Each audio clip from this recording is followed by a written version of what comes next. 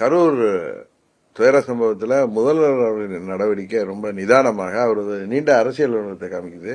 என்னதான் தன் கையில் ஆட்சி அதிகாரம் இருந்தாலும் கூட்டணி கட்சிகள் நண்பர் திருமாவளவன் போன்றவர்கள் இன்னும் பத்திரிகை துறையை சேர்ந்தவர்கள் எல்லாம்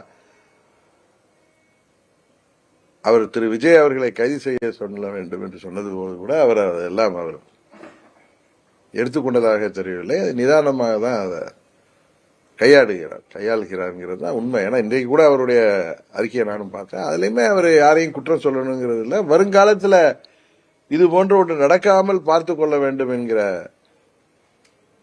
ஒரு பொறுப்புணர்வு தான் அதுல தெரியுது.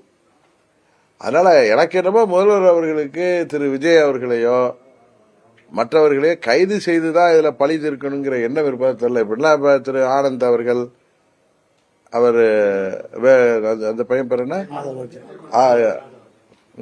இன்னொருத்தர் அவர் கூட பெயில் நிர்மல்குமார், ஈவன் ஆதவ் அர்ஜுனா அவர் ட்விட்டர் போட்டு அவர் எடுத்தது, இதெல்லாம் அவங்களுடைய பொறுப்பற்ற தன்மையை தான் காமிக்குது.